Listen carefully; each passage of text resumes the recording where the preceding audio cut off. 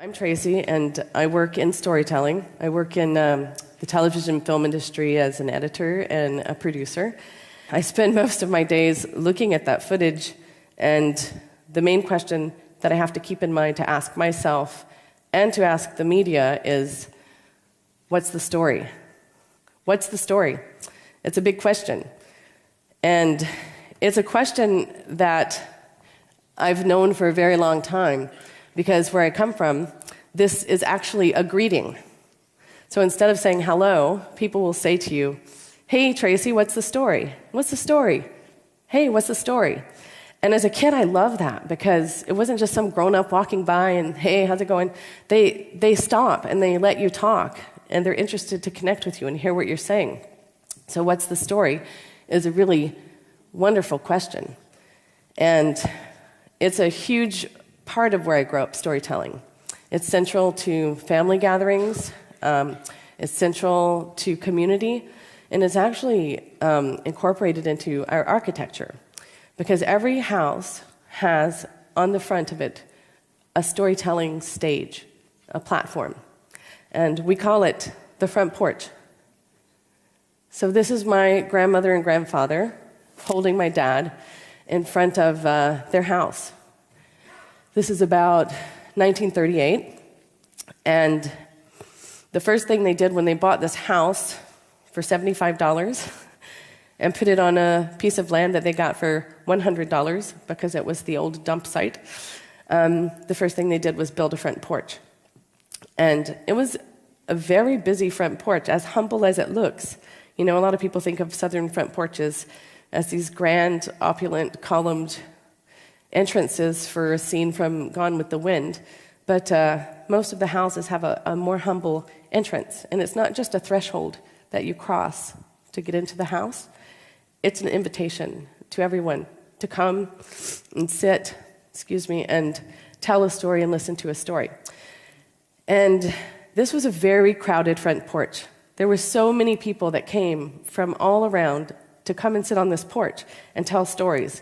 There was always someone sitting there, spinning a yarn, and it was a fabulous place to grow up, because I learned so much. I learned how to listen to stories, I learned how to tell stories, and I learned how to retell stories. And I also learned, that's me on the left and my sister, I also learned that some stories were successful, and some stories were not. They never got told again. No one listened. And the successful stories stuck around for years. People could retell them over and over and over again. And one of my favorite stories that was told on the front porch was by my grandmother, Bessie, who always commanded attention. Her porch could be so full of people. Men could be talking so loudly and telling stories all at the same time, but when she started talking, people stopped and they listened. And she had a certain power of storytelling that worked really well. One of my favorite stories that she used to tell and still tells, because she's 93 years old and she still lives in this house, is the story of how Bessie met Holly. Holly's my granddaddy. And I'm going to take a sip of water because the cold medicine I'm on is drying everything out. Sorry. So the story of how Bessie met Holly, she tells it like this. And I'm going to tell you exactly how she tells it with her accent. "Well, it was a really big day. We were having a candy pull, and it was during the middle of the Depression, and we didn't have treats like candy very often. And the Brown girls came in their wagon, and they picked up all the girls to take us to the Baptist church, where they were grinding the sugar cane down into syrup and letting the children make candy. And they brought the bowl of syrup in after it got thick enough and passed the bowl around. And it was very exciting because there were people from all over, and some boys that we had not seen before were there. And when you make candy from syrup, you dip 2 sticks in the bowl, and you wind it around in the syrup, and you touch your sticks together and you pull them apart. And you touch them together and you pull them apart. And if a boy likes you, he comes and offers you a stick and asks you to pull candy with him." And she said, There was a very handsome man across the room, and all the girls had their eyes on him. But he walked up to her and asked her to pull candy with him. So they did, and they laughed, and they had a big time. But Maybelle was mad as a hornet because she said that was her boyfriend. And Holly said he didn't know he was her boyfriend. And my grandmother ends the story by saying, well, it got tense for a while, and there was a little fixing to do, but in the end, everything worked out fine. And we made some candy, And she ends her story like that. And she tells it over and over, and people still ask, tell us the candy pulling story. Now, I have another grandmother. Her name is Willie Lee. And her porch is often empty because if she was going to tell that story, she would tell it like this. Well, we went to a candy pull, and there was a yellow dog going down the road. And the wagon had to turn to the left because that blue house over there? That's where the yellow dog came from. And you're like, I don't know what you're talking about. I have no idea what you're talking about. And then I have an Uncle John who, if he even started walking towards the front porch, people would drop down on their hands and knees and get under the porch and go behind the bushes because his story would have started like this. Well, I got up at 6:15 this morning. Might have been 6:17. But I don't know. Couldn't have been 7 o'clock because that's when the rooster crows. And the sun wasn't up yet. And you're just like, I'm dead, I'm gone. Like, this story is so boring. You are never going to get me to listen to you. So people would run away from him. He would clear his own porch and clear other people's porches. So their stories didn't work. And if you tried to map those stories, there would be no shape to Uncle John's story. There would be no shape to my other grandmother's story, Willie Lee. But Bessie's story always had a nice arc to it. It had a beginning, a middle, and an end. It had a little bit of conflict, and it had a little resolution. And it always really worked well. So why does story work well? As human beings, we are innately attracted to story. We're driven to try to contain our information in story, share it through story, and we get more from information when we hear it as a story. And some studies have shown some very interesting outcomes when it comes to storytelling. Yuri Hassan is an assistant professor at Princeton, and in 2010, he did an interesting study where he did MRI imaging of 2 brains of 2 people. One was telling the story, the other person was listening to the story. And a really phenomenal thing happened. The same areas of the brains of both people were activated in the same way. So the speaker was essentially projecting images and the story into the other person, so you could overlay it and almost map it. And it's just phenomenal to me that could happen. It's like projecting film into somebody's mind. And Hassan concluded that story is the only way that you can activate a listener's brain in a way that they take on the information, take on the story as their own idea and their own experience. And without hearing it, though, I have to take another sip of water, sorry. Gosh. The drugs are working to dry me out. So if we don't hear the human voice, this phenomenon that he calls speaker-listener neural coupling doesn't work unless we hear the voice. And there's something about human elements in storytelling that really draw people in. Another scientist, a behavioral psychologist and a specialist in brain science for design, named Susan Weinschenk, says that the human face, we're drawn to looking at the human face. And we actually can decide whether someone's believable or not by watching their face. And when someone registers emotion on their face, we actually can feel the same emotion. And the human voice gives an extra level of meaning and texture to the information we're receiving. And another human element that we pay attention to is motion. So we pay attention to things that move. It's how we've survived since the Stone Age.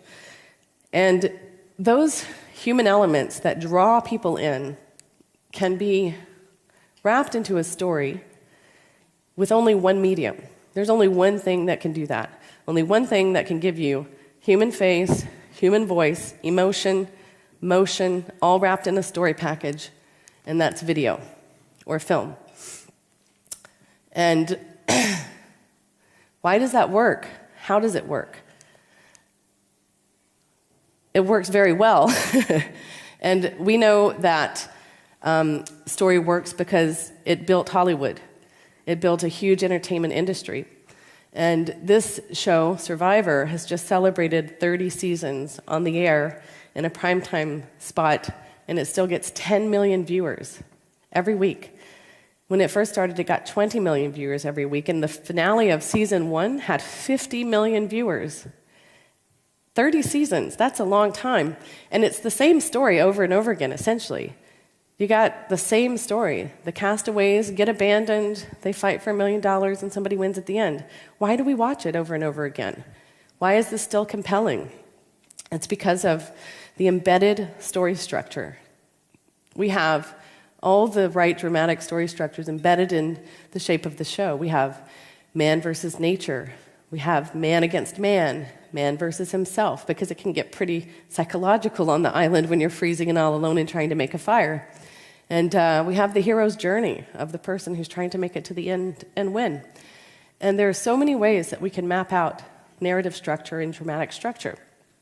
Aristotle started with 3-act structure, beginning, middle, end. You start out with Freytag. He actually sort of extended it a little bit, but it's essentially the same thing. Exposition, rising action, the climax, which is the turning point, falling action, and the resolution at the end.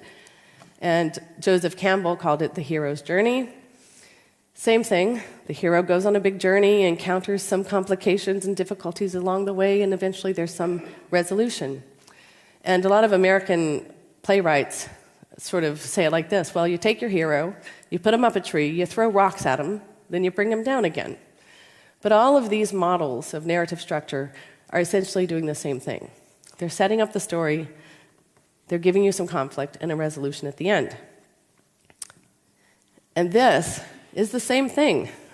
This is a timeline from an edit of a television show like Survivor. There are so many decisions in here. Each little cut that you see of video and audio and music and sound effects and graphics, it's just crazy how many decisions are made. It takes a team of like 15 editors, 5 months to cut 13 episodes, and with a ratio of 300 to 1, it's really difficult to decide what the story is. So how do we do that from 300 hours? How do you shape a story? If you were to unpack this timeline and look at what is actually contained there, and you could like extract little pieces and see the action that's happening and the story that's happening, it's kind of mind-boggling how many story arcs are there overlapping and leapfrogging, because there are story arcs that happen in one scene and get resolved. There are story arcs that happen in one scene and go 3 scenes and get resolved. There are story arcs that start in episode 1 and don't get resolved until episode 5. Every single episode has to resolve the main story arc of that episode. And then, of course, you have the mother arc that goes the entire 13 episodes of the whole season and gets resolved at the end with the winner. So there are endless story arcs in one episode and in many episodes. And whether, one more sip of water.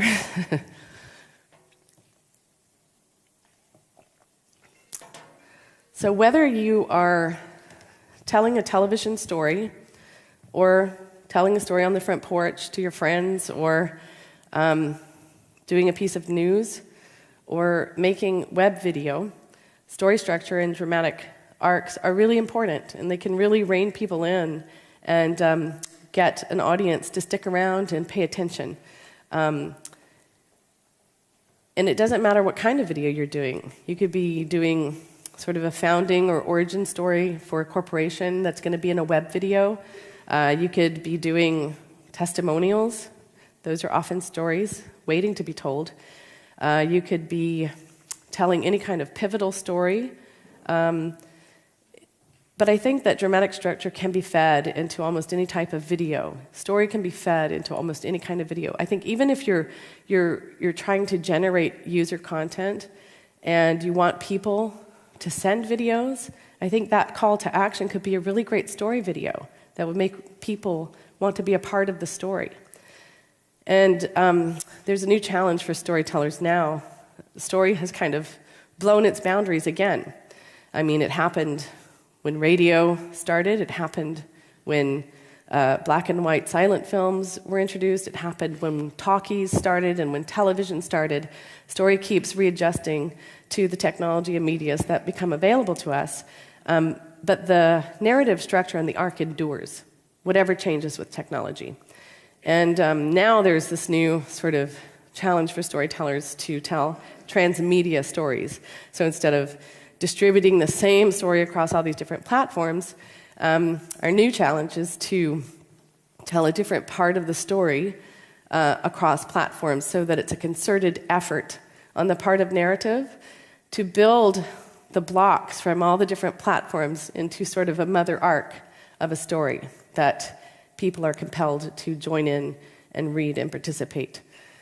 So how do you stand out? There's by 2018, it's projected that 80% of web traffic will be video traffic. 80%. That's a lot. That's like a really crowded front porch. That's a lot of people on the porch. How do you stand out? You gotta tell a good story. So, in order to tell a good story, I would say first, ask yourself, what's the story? And beyond that, ask your media, what's the story? Because sometimes we set out to shoot something and we don't get what we wanted. We get something else. So sometimes you have to change your plan, and it might not be the story you started telling, but you look at your media, ask yourself, what's the story in the media? And then you tell it like Granny Bazemore. And I think people will listen, and they'll probably come back to hear it again. And if you're lucky, they'll bring some friends. Thanks.